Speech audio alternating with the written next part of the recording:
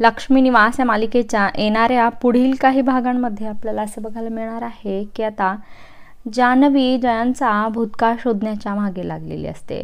ती विचार करत असते की जयंत आपल्यावर असा संशय का घेतो. आपण कितीही चांगलं वागलं तरी तो आपल्याबद्दल नुसता संशयच घेतो.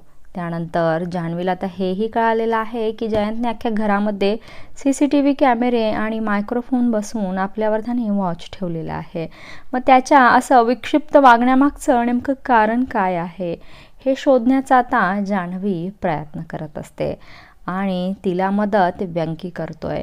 कारण की व्यंकीला जयंतच्या पायावर एक डाग दिसलेला असतो, जो की डाग त्याच्या बालमित्राचा खूप जवळच्या बालमित्राचाच असतो. त्याच्यामुळे व्यंकीने आता जयंतला ओळखलेला आहे की हाच आपला लहानपणीचा मित्र आहे.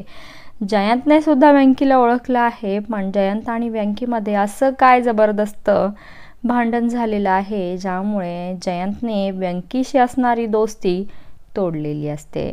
त्याच्यामुळं आता व्यंकीने जान्हवीला त्याचा सर्व भूतकाळ सांगण्याचा प्रयत्न केलेला आहे.